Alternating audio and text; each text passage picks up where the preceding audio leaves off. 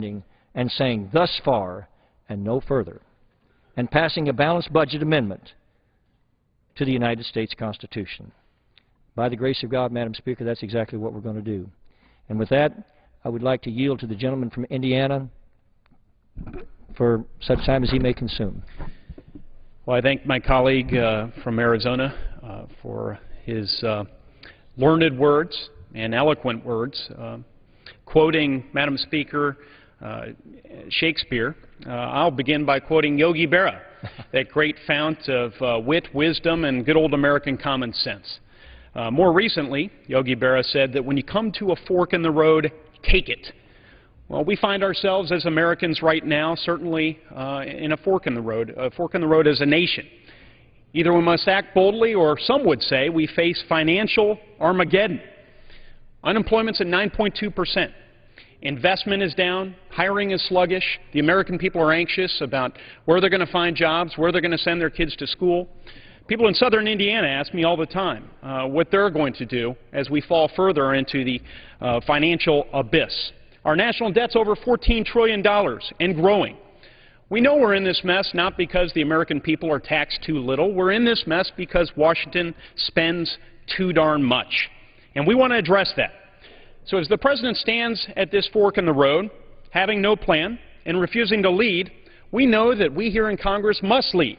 We must act. We must, as we say in the United States Marine Corps, we must have a bias for action. Well, and that's why we put forth this Cut, Cap, and Balance Act of 2011. It's a responsible action. I'll briefly outline its finer points. First, it cuts total spending by $111 billion in fiscal year 2012. No changes to Social Security, no changes to Medicare, no changes to veterans' benefits. And considering the size and scope of the massive debt crisis we face in this country, it proposes a very modest cut of $111 billion next year. Certainly a manageable down payment as we work to address this Leviathan debt we face. It caps total federal spending in the future as a proportion of our economy. That is the cap component of this Cut, Cap, and Balance plan, bringing down by the end of the decade our federal spending to less than 20% as a proportion of our economy. That's the post-World War II average. Very sensible, very responsible. And then finally, it balances our budget. It does so through a balanced budget amendment that will come up for a vote later, subject to the normal supermajority requirements in each House of Congress. This works in 49 of the 50 states across this great nation. It will work here in Washington, too, if we have the courage to pass it. The Cut, Cap, and Balance plan will restore confidence. It will restore confidence in investors around this world, people who are right now eyeballing this body, wondering whether or not we're going to pass a bold plan to address our financial situation and therefore maintain our high AAA credit rating.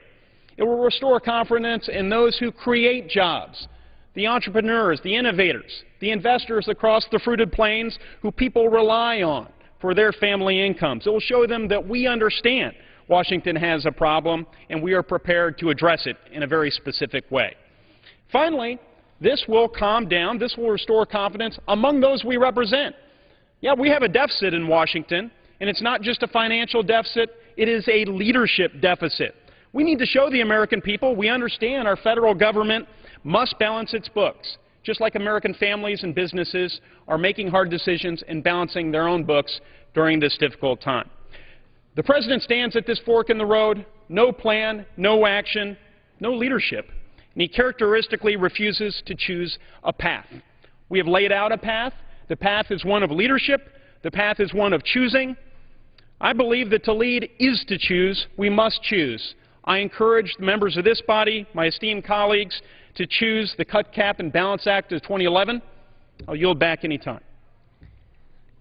And I thank the gentleman. Madam Speaker, will the gentleman suspend for a moment?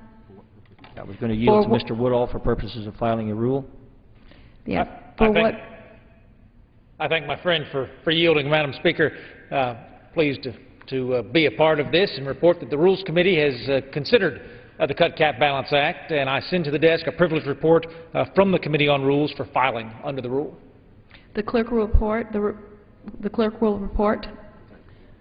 The Report title? to accompany House Resolution 355, resolution providing for consideration of the bill H.R. 2560 to cut, cap, and balance the federal budget. I thank my friend. Refer to the House calendar and order printed. The gentleman from Arizona. Thank you, Madam Speaker. I would now yield to the gentleman from Georgia for such time as he may consume. Thank the gentleman from Arizona and my friend from Indiana. I mean, this to me, tomorrow, where we are today is a monumental time in the history of this nation. When we think about the decisions and the debate, the discussions, the rhetoric of tomorrow, it will be amazing to see who falls on which side. Because it's truly a choice. It is a decision, and we've heard that this is going to be a time of choosing. Tomorrow is the day. We've had reckless debt and deficit for years now. It's not a necessarily Democrat problem, because Republicans have also been a part of the problem. We've seen both parties guilty in this time of fiscal nonsense, the recklessness of Washington spending. But it's come to an end, and we have an opportunity before us that I think is going to be incredible. So tomorrow as the debate begins, I hope the nation is watching. I hope the nation is listening. I hope the nation is witnessing their members of Congress, whom they voted for, whom was sent to office to represent them, watching to see how they will cast their vote. Now, of course, the President has already shown his cards. We know how he's going to cast his vote. I'd love to see us as a House pass it to the Senate move it to the President, and him look the American people square in the eye and say, he is not for balancing the budget. He is not for cutting spending. He is not for capping the federal government. How defiant would that be to the American people? His quote today was, "We don't need a constitutional amendment to do our jobs." Mr. President, the Constitution is there to protect the American people from their government. What better opportunity to protect them from the reckless spending of Washington than a balanced budget amendment sent to the states? We do need the Constitution to tell us how to balance the budget, because apparently this place can't do it on their own. For year after year after year, it's been out of balance. Debt limits increased, spending out of control. And yet we have a president who now, without a plan, but a framework, we hear, only through press conferences, press releases, and spokespersons, a framework. Is that a plan? No, it's not a plan. We hear the Senate has a plan. It's Plan B, though. Why? Because Plan A comes before the House tomorrow. Plan A is to cut the federal government spending now. It is to cap the federal government size in the future, and it is to balance the budget forevermore. That is what America is seeking right now. So the time truly is for choosing. And the question before us tomorrow, as we all will watch the board light up, everyone will put in their voting card. They're really casting a couple of different decisions tomorrow. It's not just cut, cap, and balance, but it is, what is our vision for America? What will it be? What will America be in the future? That is the other question. I believe that those who cast that I button tomorrow, the green button, they are casting their decision for a prosperous future for this country. A future in which we do live within our means, a future that ensures prosperity for the next generation. But then there are those, they'll cast a no vote, they'll cast the red vote. They will say, no, the status quo is acceptable, out of control spending, yeah, we'll get through it. The time will come, we will get by. Compromise is necessary. That will be the no vote tomorrow. Tomorrow's vote is so big. It is big. And I thank the gentleman from Arizona for leading this hour tonight, because it's a precursor to the debate tomorrow, a debate that will be grand. I believe out of all the votes I've cast in my short time, just over a year here, tomorrow's might be one of the most important votes I cast. And I stand before this House tonight, Madam Speaker, before you to say, I'll be casting that green vote for that prosperous future of this great nation we have, to restore it, reclaim that liberty that we all know is so great and grand. And I look forward to joining many of my colleagues, such as the gentleman from Arizona. Thank you. And I thank the distinguished gentleman, and I now recognize the distinguished gentleman from California, Congressman Bill Bray. Thank you, Madam Speaker. I'm honored to speak to the words of my dear colleague from Arizona, and I appreciate that he not only quoted Shakespeare, but also made a nautical reference to the facts of life when the tides change. And as a child of the ocean, I appreciate that, sir. But let me just say, we've all got to understand how we got where we are today. The fact is, in '06, the American people were fed up with the Republicans spending too much, not because we had raised taxes or cut taxes, but they were fed up with our spending habits. 4 years later, the same voters threw out the Democrats, not because they hadn't raised taxes, but because they had expanded expenditures extraordinarily. And so I think if there's one indication that we ought to understand, that when you navigate on the ocean, you learn knowing which way the waves are coming, which way the wind's coming, and you learn from your experience that there are some things that you don't want to fight. And one is the will of the American people. And as we look around the world, everybody celebrates the Arab Spring, where the average person in Arab countries are standing up and saying, not just no, but hell no. We're going to stand up and say we had enough. Well, what's happening? It's happened in America, too.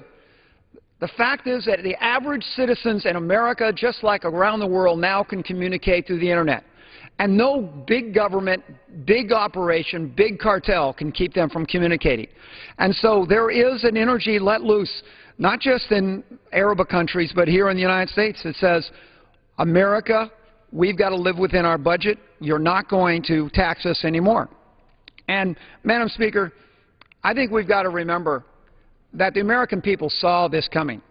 They saw, starting in '06, a spending spree that went off in '08, and went off for 2 years of extraordinary spending. And actually, even before the new administration went in there, the American people saw that there was going to be spending done by Republicans or Democrats that were going to be used as an excuse to raise taxes. And that's why they said, we're taxed enough already. So we need to get down to the fact that we're talking about where is the credibility of this government. It has to be reinstalled by the fact that we can be trusted with the budget. Not trusted with raising taxes, but trusted with spending control. That is going to be the real crisis. Notable economist Art Laffer just said recently that he almost compares what's being proposed by some in Washington to somebody, a couple going out to Monaco and then to Italy and then to France and running up a big bill and then coming back to their boss and saying, oh, by the way, boss, we spent all this money, we need a pay raise. Or how about this? Why don't you split half of the expense of my vacation with me? You pay half of it and I'll pay half of it. That kind of logic doesn't sell when you're facing with your employer. It darn well doesn't wash when you're facing off with your employer here in Washington, and that's the American taxpayer. And I think we need to recognize that. So in all fairness, there are things we can do, Madam Chairman, to stimulate the economy without borrowing money from China. We can bring back almost $2 trillion of American money to create American jobs here on American soil. Congress and the President just have to agree to do it. The money is out there. It's not being taxed. It's not coming back if we don't eliminate the 35% penalty for it coming back. And here's a place where we can invest in research and development like the President wants. Construction. We can go into manufacturing expansions. Things that the President and the Democrats in the past have borrowed money from China to create that kind of stimulus to the economy. We can create a stimulus to the economy, create jobs, and help to balance the budget. But first we've got to understand that taxing people to death is not the answer to prosperity. The answer for this family called the American nation is just like every other family, living within your means, understanding your limits, and spending within those limits, and not asking people to pay for your extravagance. And so, as we face a lot of challenges, I just got to say to everybody, as you could look at what's going on in California today, Madam Speaker, there is a state that is controlled by the left, has driven business out of the state. The money now has run out. And not only did citizens lose jobs when those businesses left, but now because those jobs are not there to pay the taxes, the citizens of California who have depended and expected to have their health care paid by the state now are being told they have to expect less because there's no more money to pay for those social benefits that they were promised in such inappropriate ways. So as we destroy businesses, we destroy jobs, and even those who are on public assistance will be affected by the kind of destructive behavior. And the difference between raising a debt limit today and in the past is that in the past, all you had to do was raise the debt limit to have groups like Moody be able to talk about addressing this issue. Fine, that's enough. Now the people that are rating our dollar is saying you can't just raise the limit. You've got to show us that you are serious about controlling the spending. So now this Congress has to do something that no Congress has been forced to in the past. We have to address the issue of the debt limit, but address the issue of the debt at the same time. Now I yield back to the gentleman from Arizona. And I thank the gentleman from California for his wise and well-placed words. Madam Speaker, my friends on the left would have us believe that if we have a balanced budget in this country, that somehow that will crush all of the critical programs for the most vulnerable in our society. And, Madam Speaker, that just simply is not true. There is very little that I know of that would cause this government to flourish economically than for the nation itself to flourish economically. And oftentimes we forget that the confidence in the system has a great deal to do with the success of the system. We find that a lot of us on the right talk about the competitive free market, and we do believe in that. But I would tell you there's something that we believe in even more, and that is an element called trust. If those who are the producers of our society, if those who are the job makers of our society, if those who are the captains of industry and productivity, all the way down to the person who makes a minimum wage, if they believe that they can trust the environment they're in, that if they do what they believe is right, that their contracts will be honored, that their wages will be paid, that government will make sure that they are treated justly and fairly, then they will continue to be productive. They will continue to do everything that they can collectively to make this country the ongoing greatest nation in the history of the world.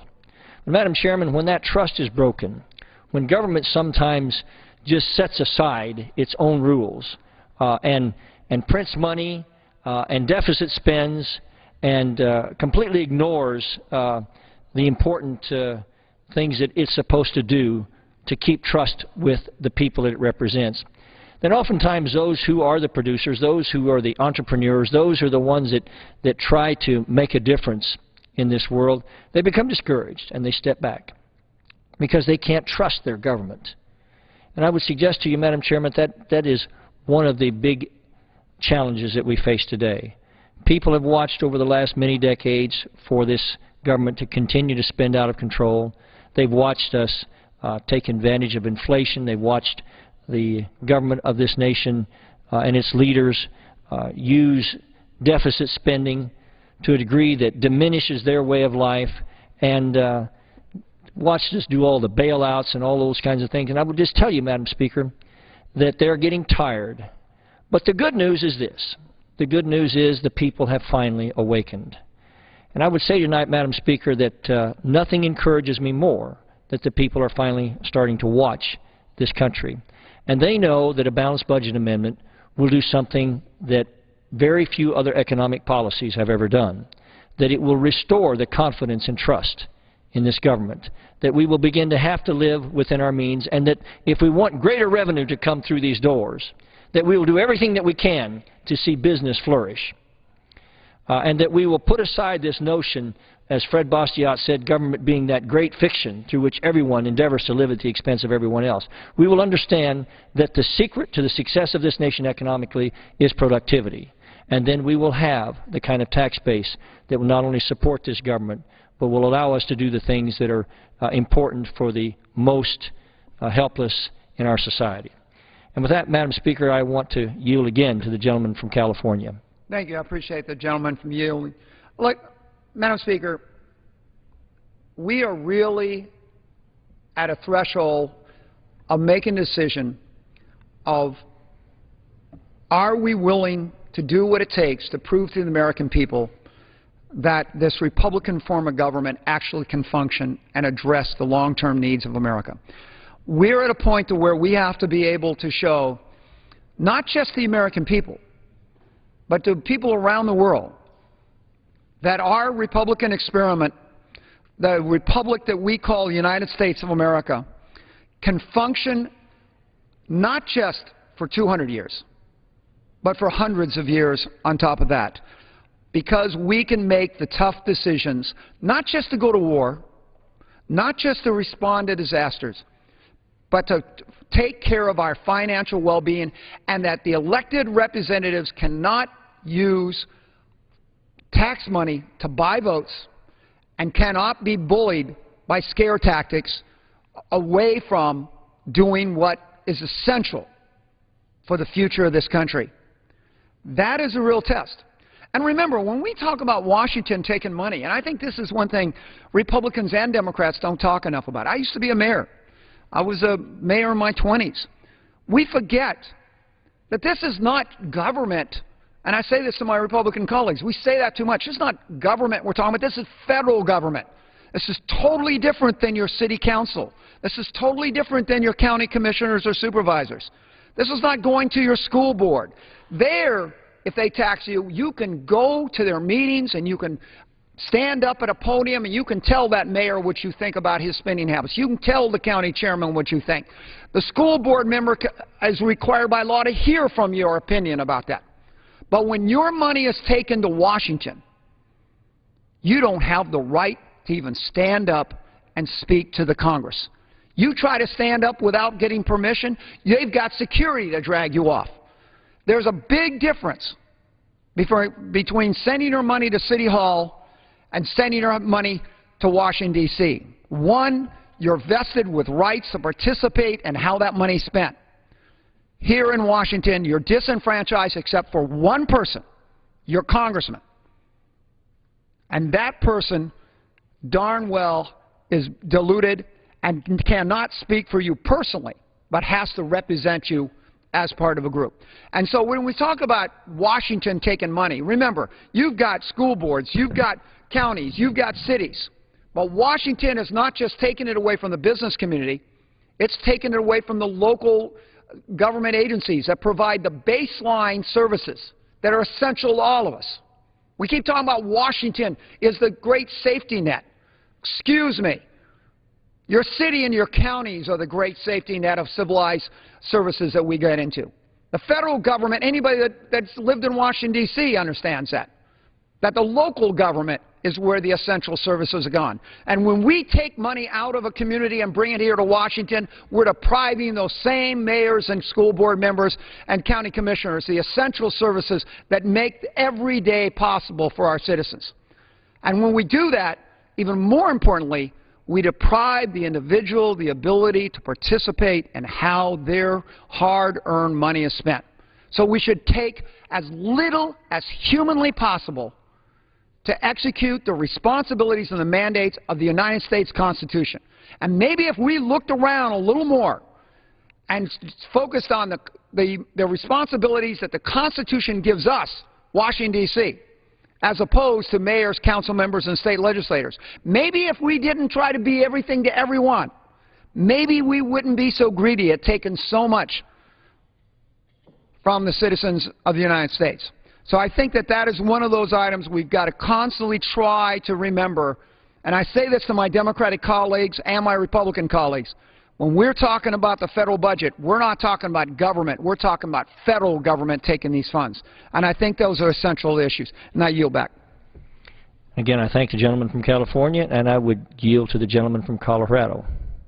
Well, I want to thank the gentleman from Arizona for sponsoring this time to talk about the importance of having cut, cap, and balance. This is an historic vote that we're going to be taking in the House tomorrow. And I think that it's critical that we have a solution that will get our fiscal house in order. Very few of the other people that are negotiating with the House leadership, I'm talking about the Senate Democratic leadership, the White House, they're very short on having specific plans. I haven't really seen anything in writing, in fact. I'd love to see something in writing so we could actually do a financial analysis, a fiscal analysis of one of the other plans. But this is a way forward that many of us are looking forward to voting for tomorrow here on the floor. And as you've been describing it, Representative Franks and Mr. Bilbray of California, the elements of this plan are really wonderful for the fiscal health and the financial future and the prosperity of our country. America is a great country, and I don't want to see her go into decline. And if we don't do something, that is the prospect that we unfortunately have before us. So I look forward to voting to cut the next year's budget by a manageable amount. Sure, there will be some people who say, don't cut this, I'd rather you cut something else. But we have to live within our means, so we're cutting from next year's budget. We're also capping the next 10 years so that instead of the unsustainable 24 or 25% spending of our gross domestic product for the federal government, it's going to be brought down to about 20% or under 20%. That is important for the living within our means. Historically, post-World War II, the revenues of the federal government have been about 18%, nowhere near the 24 or 25%. Even 19.9% that this calls for after like year 6 or 7 is still higher than our revenues, but it's on a glide path. It's on a trajectory that gets toward balance. And the best thing of all is a balanced budget amendment. And this is something that the minute should it pass the House and Senate and go to the states, and should the 3/4 of the states, 38 of them, pass it in their own legislatures and it becomes part of the U.S. Constitution, at that moment we will live under a balanced budget, whether that's 4 years or 8 years or 12 or whatever long that would take. So this has a short-term, a medium-term, and a long-term solution for the fiscal health of our country. Now, if others say, well, I don't like that plan, I'm going to vote against it, I'd like to see their plan. The status quo is simply unacceptable. We are headed toward a Greece-type default and bankruptcy, and we just simply do not need to do that. So we have to reduce our spending. Representative Frank, you know this as well as I do. I have watched and respect your voting record, and you're one for holding the line on extraneous spending, and that's what it takes. Every family has to do it. Every business has to do it. Every individual has to do it. When your income is not as much as your outgo, you have to reprioritize. You have to stop spending as much as you want to, and you have to live within your means. Everyone else has to. Every other government in the country has to do that. Cities, states, counties, they all have to do it. The federal government is, for some reason, the only one that's exempt from these normal laws of fiscal, the fiscal laws of nature. So we have this historic vote tomorrow. I'm really looking forward to voting to cut, cap, and balance our nation's finances. And Representative Franks, I'm so glad that you are sponsoring this time so that we can discuss this important issue. And I yield back to the gentleman. And I thank the distinguished gentleman. And Madam Speaker, I might inquire as to the remainder of the time. The gentleman has 20 minutes remaining. 20 minutes remaining. And with that, I would yield to the gentleman from Indiana. Madam Speaker, I thank the gentleman from Arizona. Just an observation here. I know our President said earlier today that frankly, we don't need a constitutional amendment to do our jobs. He was referring, of course, to this debt limit debate and our insistence here in the House that we get some serious spending cuts in conjunction with that debt limit and come up with a plan to get our debt under control in the longer term. Well, my response to this idea that we don't need a constitutional amendment to do our jobs, first I looked at the Constitution itself. Article 5 of the Constitution, the first phrase there is pretty clear. Quote, the Congress, whenever 2/3 of both houses shall deem it necessary, shall propose amendments to this Constitution. I'd say it's our duty when we deem it necessary to go ahead and propound constitutional amendments to solve various problems here that we think need to be addressed within our federal government. So first, we are duty-bound to put forward such a solution. Second, history bears out. There are many examples where institutionally or culturally or historically the time has arisen for certain improvements in our way of government. And so we've put forth some fine amendments, like, say, the 19th Amendment, which gave women the guaranteed right to vote. I think that's a fine thing. I think it was important that Congress put forth amendments to guarantee women's right to vote so that we would do our job. It was necessary. It was necessary to put forth that amendment, just as it's necessary to put forth a constitutional balanced budget amendment.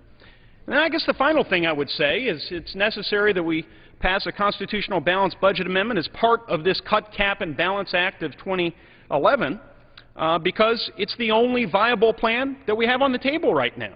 What is the President's plan to get our budget back into balance? I asked that time and again. I have not seen any sort of acceptable answer. So we need to bind the hands of our political class. I think this Cut, Cap, and Balance Act, which my colleagues have been speaking to over recent minutes, is a very responsible direction to go, and I commend it for the consideration of my friends across the aisle as well. I yield back. And I thank the gentleman from Indiana. You know, oftentimes, Madam Speaker, I have friends that come up to me on the street and they say, Trent, why aren't you talking more about this? Why aren't you explaining these things in the media better? Why aren't you going to the floor and telling us about these critical issues? And so oftentimes we do, and the media just ignores it, or somehow the people don't have the advantage of hearing what we say. And I hope that doesn't happen to this bill, Madam Speaker, because I truly believe that the American people could just read the Cut, Cap, and Balance legislation, that they would understand how profoundly reasonable it really is. All it really says is that we're going to cut our budget at least as much as we raise the debt ceiling, and that we're going to put some steps in place to begin to rein in the spending of this government in a real way, and that as we go forward, we will begin to index the spending of this nation with a certain percentage of the gross domestic product, or the amount of productivity of our nation. Madam Speaker, that's so eminently reasonable, because that creates a great deal of incentive on the part of government then to see all people in our society successful, to see everyone have gain and to be able to accumulate wealth in every way that they can, from the janitor to the senator. And then finally, this legislation says that we need a balanced budget amendment to our Constitution. Madam Chairman, I have the privilege of being the chairman of the Subcommittee on the Constitution in this place. And I would suggest to you that the balanced budget amendment seems so intuitive to me because, as I said earlier, all budgets have to balance at some point. You know, I have two little babies, Joshie and Gracie, and they have piggy banks. And they know that if they take more out of it than they put in it, that it goes empty. They understand that. I don't know why something so fundamental and basic escapes the erudite minds that pervade government, but it seems to. We think that somehow because we have PhDs and that because we are able to perpetrate monotonic polysyllabic obfuscation, semantic gymnastics, and verbal circumlocution, that the people won't know what we're talking about and that somehow we can get away with anything that we want to. And I just think that's so tragic, because a reality is still in place that says that if we live outside our means, that pretty soon the entire system begins to collapse. And that's where we are, Madam Speaker. We're seeing people losing confidence in their government. And I'm very concerned about that, because I believe that it is vital that people have confidence. Somebody said to me, they said, you know, if all of the gold in Fort Knox were stolen tonight and none of us knew about it, that the gold market wouldn't change much tomorrow morning in the Wall Street Journal. But if someone put out a press release, say from Fort Knox, that all of the gold had been stolen in Fort Knox, but that wasn't really true, that all the gold was still there, but somehow the public believed that it had been stolen, that gold markets across the planet the next day would crash, because people's perception, their confidence in the system, is vital to the system.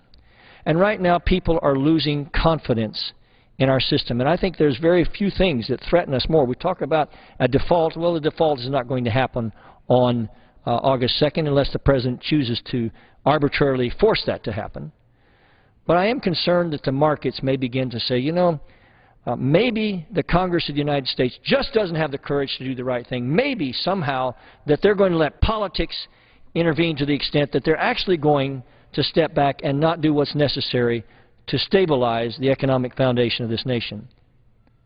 And that is so tragic because it doesn't have to be that way. This cut, cap, and balance bill can accomplish everything that's reasonable. It can say, okay, we recognize the challenges that we face in this country today. We recognize that we've overspent. We recognize that our country is at a low economically. We recognize that we're not working on full employment. We recognize that the markets don't know whether to jump or go blind. They don't know what this president's going to do next. And if we put this cut, cap, and balance bill in place, all of a sudden, the markets of the world, the person on the street, they're going to realize, hey, maybe there is hope after all. Maybe America is going to go forward and do what she was destined to do from the born of time and continue to be that great city on a hill that Ronald Reagan spoke of. I believe that it can be that way.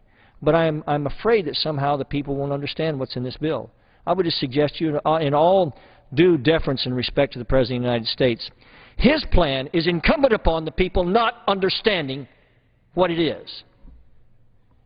And the Republican plan is incumbent upon the people understanding what is really in the bill. And I so hope that the people are able to truly get the information that they need to understand what this bill is all about, rather than letting the left-wing media distort it to the extent that they don't know. And I also hope for something else, Madam Speaker. I'm hoping that tomorrow when we vote, that we will recognize something else as people in this place. That all too soon we will step from these chambers one by one, and that our time here will be past. And only those things that we did that truly honored our God and our country and our fellow human beings and the great gift that we've been given in America will really matter at that point. And I hope we'll realize that we won't have too many votes like this in our career that can make a difference for future generations. You know, it's been said that the politician looks to the next election, whereas the statesman looks to the next generation. And that great societies finally come when old men plant trees under whose shade they will never sit.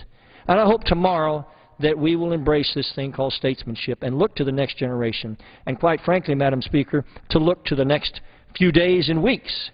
Because what we do is going to send a message to the markets the world over.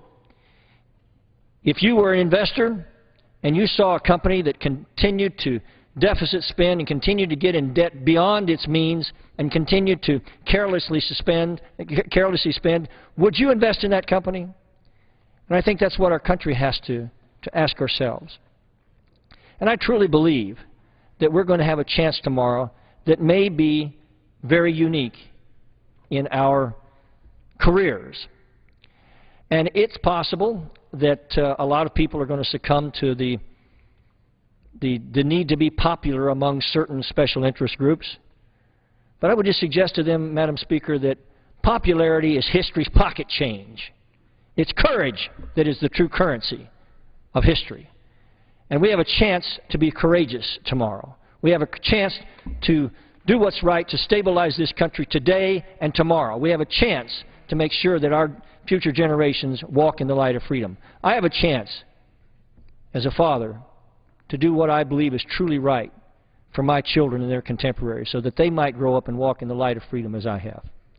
And Madam Speaker, if we do this, I believe the people will applaud us in the long run. There may be certain exceptions in the short term, but in the long run they will look back and say that those people who stood up and did what was right that day when they voted on cut, cap, and balance and voted for the balanced budget amendment, they'll look back and see that as an historic turning point in this country. And I want so much to see that happen. Finally, Madam Speaker, I would just say to you again that all budgets do balance. And the equation before us today is, are we going to balance the budget, or is reality going to balance it in a horrifying way for us? For the sake of my children, for the sake of future generations, and for the sake of all that we love and hold dear in this country, and for the sake of making sure that we are good stewards of the greatest nation God has ever given to this planet, I hope we do the right thing tomorrow. And with that, I would yield the remainder of the time to the gentleman from Indiana. Madam Speaker, I think my colleague from Arizona said a couple of things that I would like to pivot off of. They certainly struck a chord with me. First, the notion that markets deal with perception as opposed to always reality. I thought it was a brilliant example of Fort Knox, should the gold be taken, the press release versus the actuality of that gold being taken. Reminded me of a conversation I had just today in the airplane as I headed back to Washington from my southern Indiana district. And I was sitting next to someone who dealt in the financial markets, and I asked him a fairly pointed question. I said, you know, the media in recent days, in recent weeks, has really sort of ratcheted it up. Tension, even anxiety with respect to the debt limit debate and whether or not the debt ceiling is in fact going to be raised, what is going to be attached to a debt ceiling vote. And I certainly understand this. I take this vote very seriously and have factored into my calculus of voting for and against various measures the interest rate response we might see. But the funny thing is there hasn't really been much of an interest rate response. For all the hem and the hawing about what might happen should we not raise the debt ceiling by August 2nd, there hasn't been an interest rate response. And I find that amazing. And so I asked my friend why he thought that was. And he put forth one idea. He said, certainly, Todd, that these are complicated matters and there's all different things that factor into them. But in his professional opinion, one reason was that we finally have a group of people in Washington that are taking very seriously this notion we ought not spend more money than we bring in. And that's pretty powerful, and I'm proud as a new representative to be part of this group of people supporting the cut, cap, and balance measure that would bring our spending under control. So we ought to be proud. That's an early victory. The markets at least believe we are serious about getting this spending under control. I hope we can play this out and prove that we are serious. The other thing that my colleague from Arizona said that struck a chord with me was this notion that statesmen look not just to the next election, they look to the next generation. There was a group of people back 150 years ago that entered politics. It was around the 1850s, and they entered politics certainly looking to the next generation. It was their belief that every man, woman, and child should be entitled to the fruits of their labor. They weren't partisans. In fact, they were know-nothings. They were independents, some Democrats. They came together with this notion, though, that everyone should be entitled to the fruits of their labor. Well, when we continue to spend money we don't have, oftentimes on things we don't need, and kick the debts forward another year, another 5 years, another 10 years, another generation or two down the road, ladies and gentlemen, we are committing the fruits of the next generation's labor to pay off our current debts. Madam Speaker, I think this is wrong. I think this cut, cap, and balance plan is a viable plan, a specific plan to stop this practice so that everyone, my 4 children, everyone else's grandchildren and great-grandchildren, will not be paying off our future debts. So, again, I urge consideration and support of this cut, cap, and balance plan. And for those who are unable to support it, I would ask them to put forth a specific plan of their own, one that will get our spending under control and put this nation back on the right fiscal course. And with that, I yield back. Madam Chair, I would also inquire the minister of the remainder of the time. The gentleman has 5 minutes remaining. Thank you, Madam Chair. Well, then let me just close with these thoughts, Madam Chair.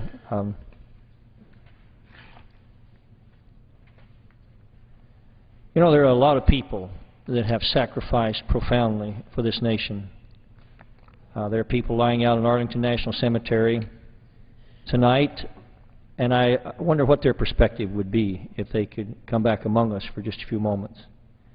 And while none of us knows that, Madam Speaker, I would suggest to you that they didn't die so that we could spend our country into bankruptcy, so that we could weaken our nation on all fronts simply because we weren't fiscally responsible.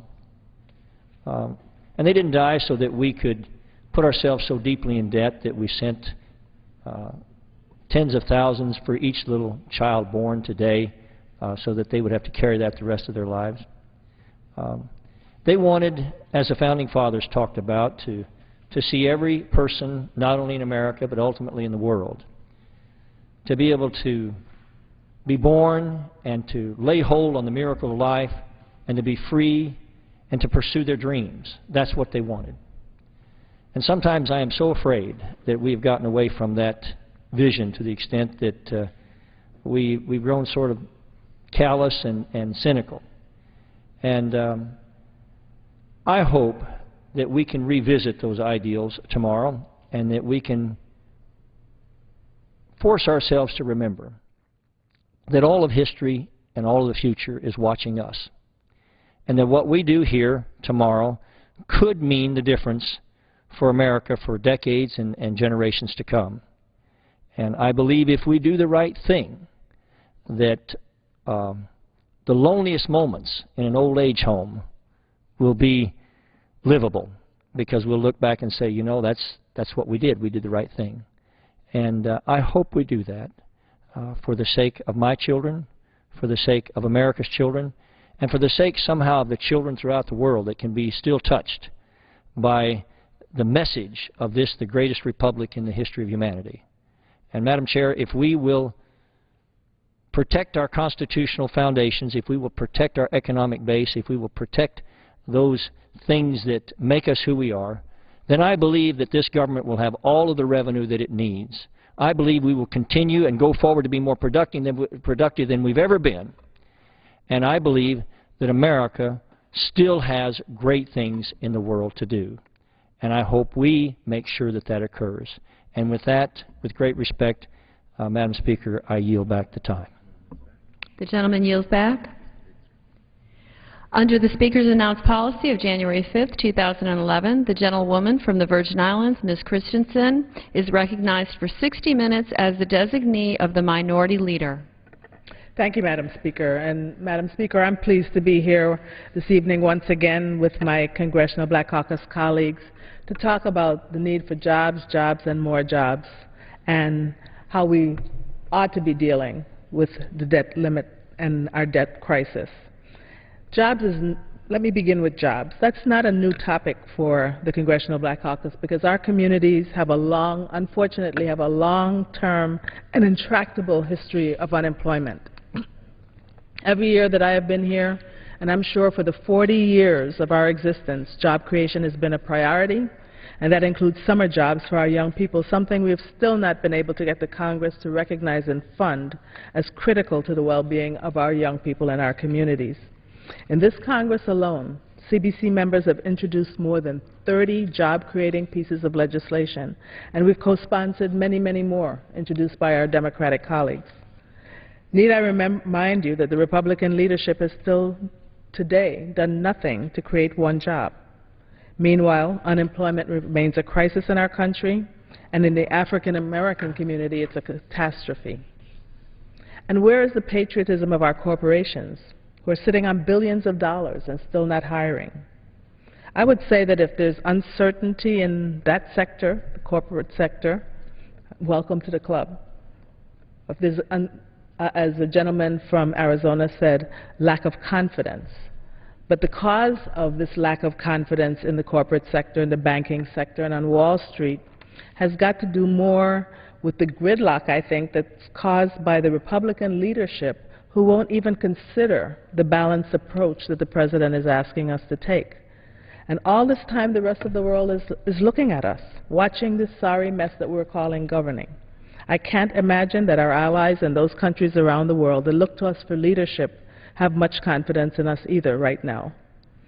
I'm pleased to be joined this evening, Madam Speaker, by several of my colleagues, but I'd like to begin first to yield such time as he might consume to a reverend, to the former mayor of Kansas City, now our distinguished leader of the Congressional Black Caucus, Congressman Emanuel Cleaver.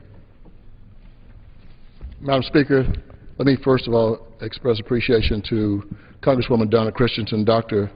Donna Christensen, for how she has put forth boundless energy making sure that we keep this issue of joblessness in front of us. let me first of all say I did 2 interviews during the votes today, one with ABC News, and as I stood before the cameras, they showed me 2 comments, one from a gentleman who said that he was so disgusted with Congress because nothing is being done, and he believed that we needed to start trying to deal with the problems. He thought that we should not be raising the taxes on what he called ordinary people or low-income working people. The other interview I did on Fox was an interview where I was interviewed about the joblessness among African Americans. I think both of those intersect, and the reason for this is I've said to people that as a Democrat I was embarrassed that during the last session of Congress we failed to listen to the American public. The public said they were interested in jobs. I would go home to my district in Kansas City, Missouri, and people would simply talk about the need for jobs. I would come back to Washington, and the only thing we talked about was health care.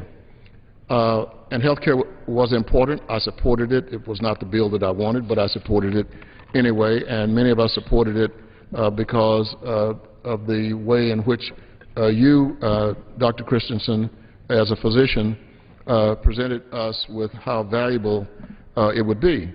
But the point is, we never, ever dealt with jobs. We are now into our 194th day into this Congress. And I'm sorry and I am embarrassed that we've not created one single job.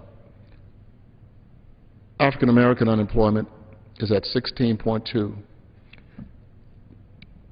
If you use what the Labor Department uses to factor real unemployment, it's called U6, the alphabet U and the number 6. The U6 unemployment for African Americans is at 30%. This is higher than the Depression. The 1929 fall of Wall Street created unemployment that devastated not only this country, but the entire world.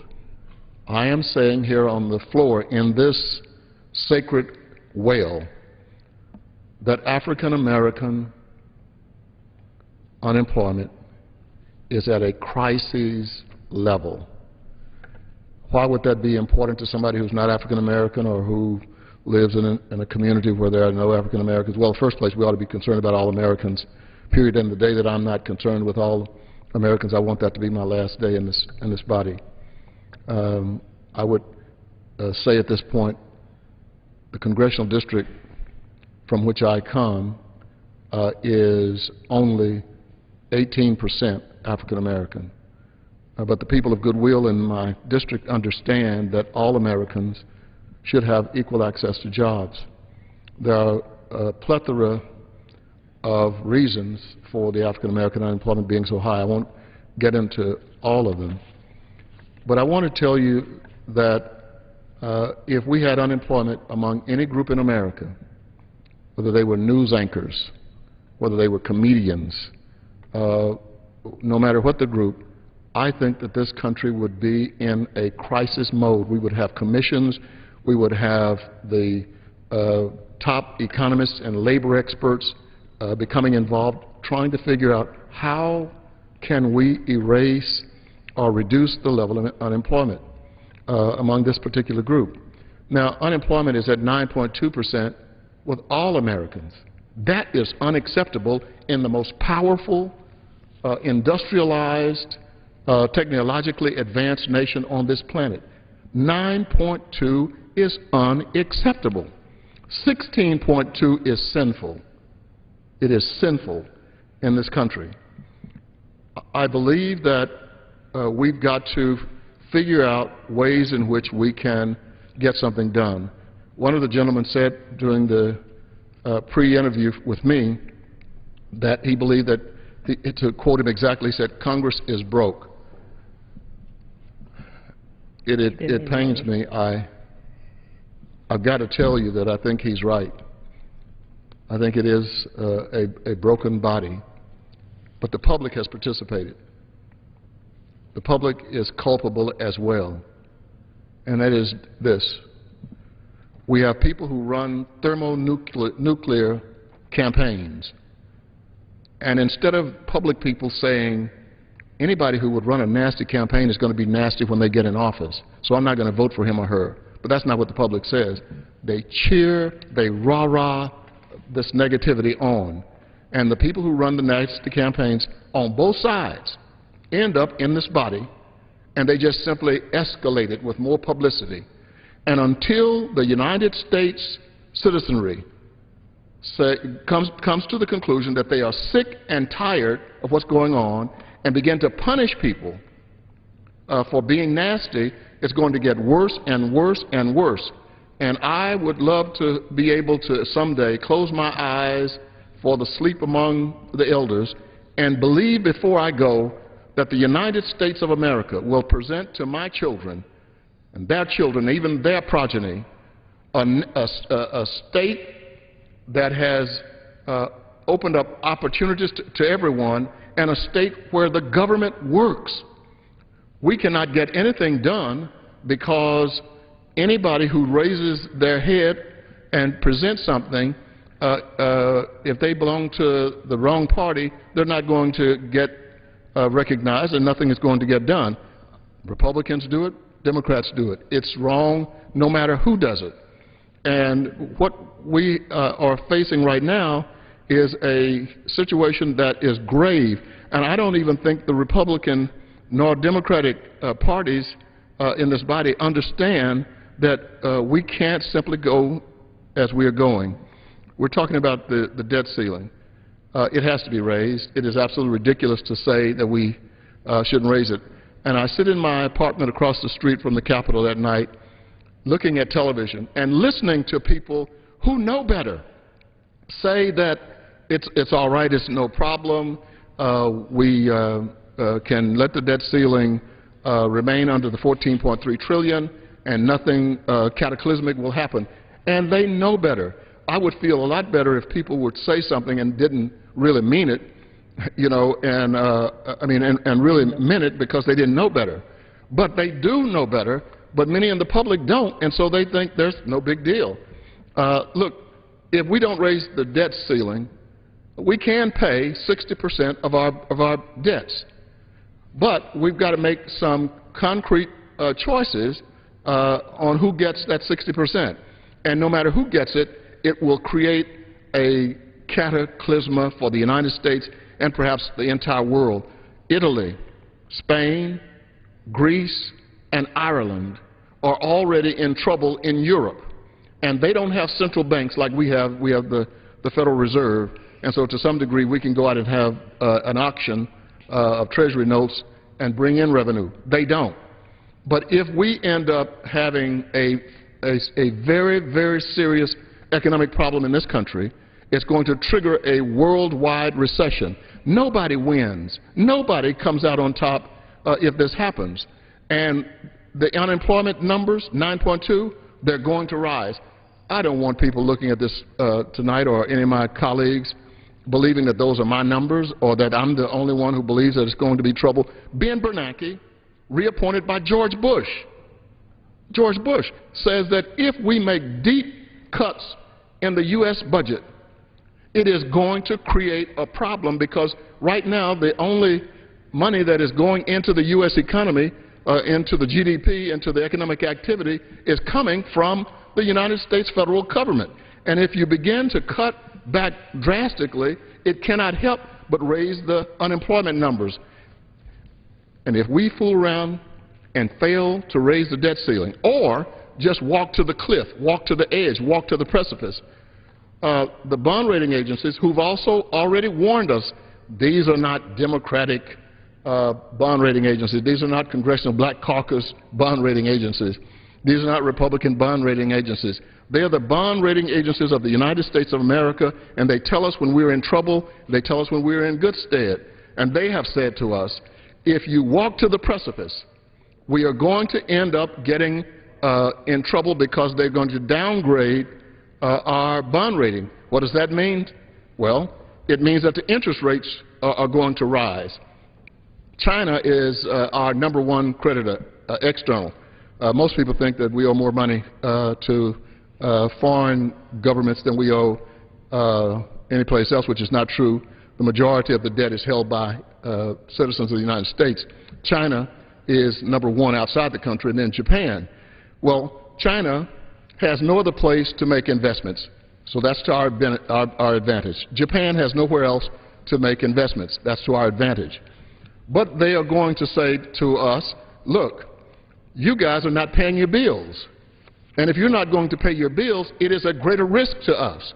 And what happens when there's a greater risk? We're going to raise your interest rates. So if the interest rates are raised on the United States, they're going to be raised in all of the banks and any place else where we seek our credit. That is going to create a problem. I don't understand how and why we have allowed all of this false information to go out about how this will not matter and nothing is going to happen. It has nothing to do with the facts. It has to do with the partisanship. It has to do with partisanship. And in this town, in this place, we allow ideology to trump everything. Everything falls second to ideology. And I don't understand how anybody could come to this place and say, I come here so that I won't have to compromise. You have to compromise. There's not a person in the world who has been married for any length of time who doesn't understand the word compromise. If they don't understand the word compromise, then they understand the word divorce. And so what we've got to understand here is that we're going to divorce this nation, one side red, one side blue, one side left, one side right, right, and we can't get anything accomplished as a consolidated nation. Now, let me just say a couple of other things, and I'm through, Madam Chair, Madam Speaker, and that is, if I can go back to the jobs issue just for a moment. We know that only 18,000 jobs were created in the United States last month. We need probably 233,000 jobs each month to be created in the United States. Why? Because that's about the number of new employees or people seeking work come into the work market. So we've got to constantly create jobs. Now, people who were laid off work 3 or 4 years ago and haven't found work, if the economy broke tomorrow and we were allowed to begin to see hiring in the major corporations, the 10 employees who were laid off 3 or 4 years ago would now be 3 or 4 employees called back to work. Why? Well, because technology is constantly growing and advancing. And where we needed 10 line workers 3 or 4 years ago, we only need 2 or 3 workers today, which means that we've got to educate the workforce. What does that mean to the country? Well, if we don't educate the workforce in the United States, it means that the imbalance of trade with other countries is going to rise, because other nations are going to be able to provide what we can't provide, and they're going to do it at a lower cost. We've got to have a workforce that can compete with China and India and Japan and Indonesia and Vietnam, because if we don't, American corporations are going to continue to try to do business abroad. Now, we cannot ignore the fact that a lot of those jobs that are positions were held by African Americans, and they need to be retrained. We need to retool the U.S. workforce. And let me tell you why we have some numbers that are disproportionate with African Americans, because I don't want people doing what has been done in this country for the last 400 years. Some people assume, well, the African American numbers are high because African Americans don't want to work, and we've heard all of that, unfortunately, over the years. The only reason we know what the numbers are is because those are the individuals who are out seeking work, who've gone to the unemployment agencies in their states. And that's how we know that the unemployment numbers are what they are. But keep in mind, nobody probably thinks about this. Every time you read about a state laying off workers, a municipality laying off firefighters or police officers, or if you find any government agency laying off, it means that the number of African Americans who are unemployed will rise. And the reason for that is that African Americans disproportionately seek work in the government. We've done it historically because it was always believed that if you could work for the government, the chances are least likely, or less likely rather, for you to be discriminated against. So we have a large number of African Americans who work for the government. And so you see all of these state layoffs all over the country, and I want people to realize when you see those numbers, please understand that a disproportionate number of them are African American. Now, while we are here fiddling, instead of trying to deal with some real problems in this country, there are people with real problems. People who don't have a job, they have a problem. Now, I'm willing to compromise. I've talked about others who won't. I'm willing to compromise. I've already compromised. Look, my father turned 89 years old last Friday. And thank God, glory, hallelujah, I'm happy he's in great condition, probably better physical condition than me. Doctor, I'm going to do better. And my uncle, who is 87, I'm thrilled and fortunate and blessed that they have this kind of longevity in the Cleaver line. But I'm not ever going to compromise on one aspect, and that is Social Security. My father's worked since he was a kid. His brother's worked since he was a kid. And for me to ever support reducing the benefits for somebody who paid into Social Security, this is not some kind of giveaway program. Everybody in this country who paid the payroll tax paid into Social Security. And in their sunset years, they deserve the opportunity to live as decently and in as healthy of an environment as possible. And so I'm not going to compromise on Social Security, at least on the benefits. I will compromise if we raise the age at which people can qualify 10 years down the road. I will compromise on lifting the cap on $106,000. Right now, if you earn above $106,000, you will pay Social Security taxes only on the amount under $106,000. So you can make $6 gajillion and never pay Social Security taxes on but about $5,000, and which I think is actually silly. And those of us who've been blessed to earn more than $106,000 should understand how fortunate we are, and so we should pay above the cap. It's wrong. It's not right for people who earn a meager salary to have to struggle when there are people making $106,000 not even paying Social Security tax.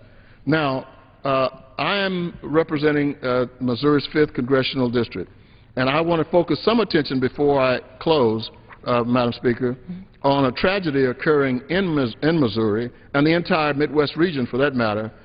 Currently, farmland and homes are underwater along the Missouri River from Montana to my home state of Missouri. And record snowmelt runoff this spring, along with unexpected record rainfall in the upper river basin, filled up the reservoirs in eastern Montana and the Dakotas and forced the Army Corps of Engineers to release large amounts of water from the reservoirs to keep them from overflooding. That excess water has flowed downstream, creating a path of destruction in its wake. And levees have been breached in Iowa, Nebraska, and in my home state in northwest Missouri, causing flooding of farmland, road closures, including Interstate 29, and evacuations. More than 500,000 acres of land have been flooded in the 7 states along the river. The high waters have moved eastward and further downstream in Missouri, causing high water flooding in Ray, Saline, and Carroll counties. I have gone to those areas. I have seen the flooding. I have looked at the fields that farmers would normally have corn growing underwater. And if we're here in Washington twiddling our thumbs and the farmers in Missouri and other states for that matter, are struggling just to make it. And with rivers still running above flood stage and soil saturated, forecasters have predicted this summer flooding season could rival the worst in U.S. history. Now, that means that in what was called the Great Flood of 1993 during my term of mayor, cost about $25 billion in damage. This would exceed $25 billion. The excessive high temperatures sweeping across the nation this week cannot ease concerns about river flooding. These high river levels are not going away anytime soon, and neither is the risk of flooding. There will be sustained high water along the Missouri River through August as the reservoirs continue releasing high volumes of water. Due to this high water and saturated soil, just a small amount of rain could trigger more flooding in areas that have already received record flooding in 2011. Obviously, we cannot plan for every natural disaster. However, we have the responsibility to take preventive measures whenever possible. The original purpose of these upper Missouri Basin dams was flood protection. Over the years, other priorities may have slipped. However, I believe now is the time to reevaluate the Corps of Engineers management plans and once again place the safety and livelihood of people who live and work along the river first. Reservoir levels need to be lowered between October and April so that fewer releases are needed during the spring rain season. A goal of target releases should be that they not exceed any given flood stage downstream, and if releases above flood stage levels are required, then a maximum flow of no more than 5 feet over given flood stages for no longer than 15 consecutive days could be set, followed by 5 consecutive days below given flood stages. This cycle could be repeated as necessary and would reduce downstream damages. This or other contingency planning is needed to prevent flooding events such as this year's from happening again. Now, Madam Speaker, we're here dealing with political, I think shenanigans is a word that would fit. People out in the country, the real people, are struggling, whether it's for flooding or unemployment. They are struggling, and the Congress of the United States needs to act. You know, one of the reasons we can't get anything done with jobs, as I mentioned earlier, or the flooding problem, is this bickering based on political affiliation. Here's one thing I learned. I'm always watching Animal Channel and the Discovery Channel. My family makes fun of me. But I learned something a few years ago in watching the Discovery Channel. Bees cannot sting and make honey at the same time. They either have to become stingers or honey makers. And what has happened here is that we become stingers, and therefore we're not making any honey or laws to help the American public. I yield back the balance of my time. Thank you.